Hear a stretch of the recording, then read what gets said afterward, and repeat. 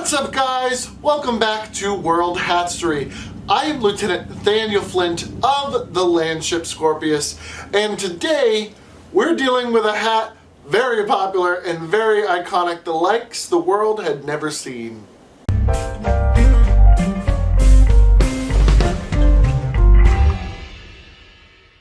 That's right, today we are talking about the baseball cap, or the cap, or the hat. It's very iconic. You know what this is. The baseball cap goes all the way back to the 1860s Brooklyn Excelsiors hat. The Brooklyn Excelsiors were a baseball team in Brooklyn who all played, and they adopted a cap similar to what we know as the baseball cap. In the 1900s, the cap's name was actually the Brooklyn cap, and it became a popular hat style in the United States, especially in New York. The hat style came to be as we know it in the about 1940s, where it was solidified as the baseball cap. The cap is still very popular today. In fact, it's arguably the most popular style of hat in the modern day world as we know it. The cap is known for its firm bill in the front of the hat, or a visor that protects the eyes from the sun. However, it's only in the front of the cap. Otherwise, it's a very simple cap that is a simple skull cap with a visor. It's stitched several pieces together to a center area that usually has a button or a pin or a bobbin or something holding all the kind of pieces together. This button actually has a name. It's called the squatchy, and it holds the cap together. A lot of styles now have in the back either Velcro or buttons or a buckle and strap, or nothing at all, as in this one. But in the back, they usually have a little something. So we said this cap it's popular in the 40s. That's because it was in the limelight of this new rubber stiffening material that allowed the hat to become a little stiffer, a little have a brim that was a little bit better, and a little less floppy than the Brooklyn cap of the early 1900s. This brim was designed to protect the players' eyes from the sun so they could be more focused in on the baseball game. And as it grew in popularity, all baseball teams adopted it. They were able to put their logo or have their mascot stitched into the cap, while the simplicity of the cap itself was able to be easily customizable from team to team, which helped differentiate the players on the field. Formerly, baseball caps came in standard hat sizes, as all hats of the early 1900s kind of had.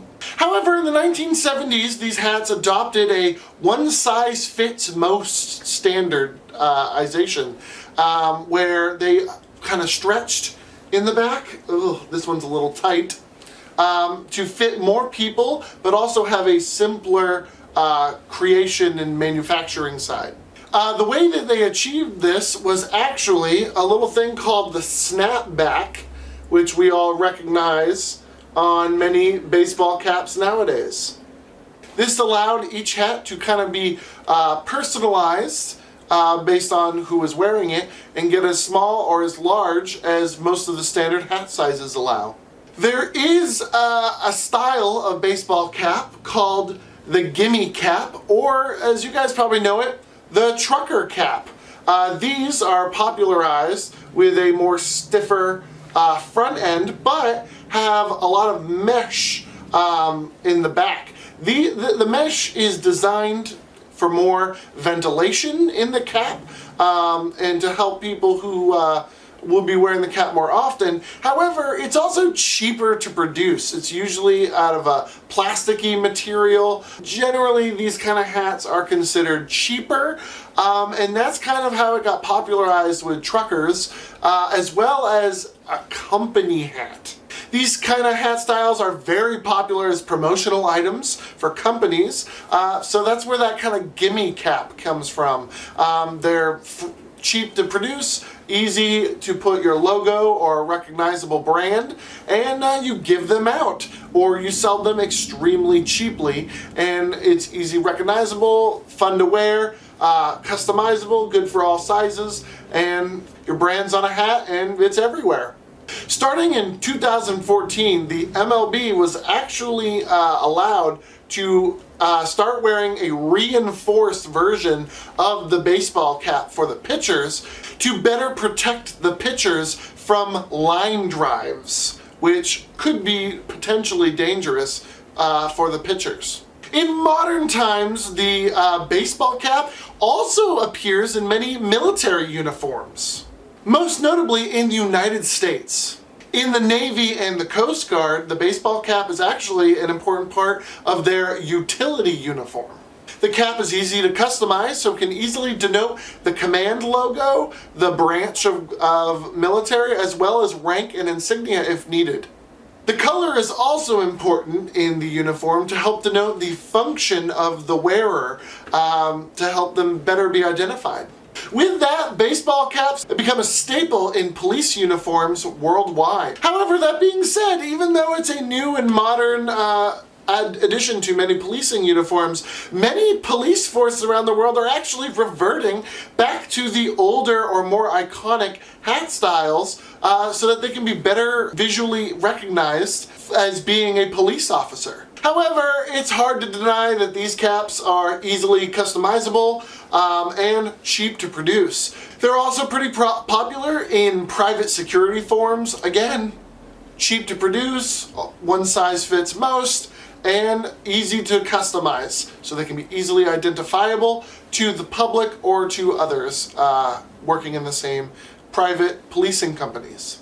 Another thing that a lot of police forces are saying about keeping this newer style rather than adopting traditional styles is it's already unisex. Men and women both look equally good, as well as can equally use this baseball cap design. And with that, there's not much more we can talk about with the baseball cap. These, a lot of people collect a lot of these baseball caps. There's a lot of hat collection things on YouTube. They are worth a good look around if you're very interested in these hats and the collections people can get. They're worth a watch. I enjoy watching them on YouTube. And with that, that's really all that we can say. This is such an iconic hat in our modern world. It's got a pretty interesting history. In the end, it's what you can expect. The design and look really hasn't changed that much, and you can find them anywhere at most stores, especially in the United States. They're just a very popular modern day hat. What's your favorite little baseball cap history or a little fun fact? Did I miss anything? Let me know in the comments down below. And with that, that's really all that we have to say on this hat. Thank you guys so much for watching. If you liked the video, please give it a thumbs up down below. It is so helpful for this video to find its audience. Also, share it around to your favorite hat aficionados and enthusiasts. It will help us find our audience.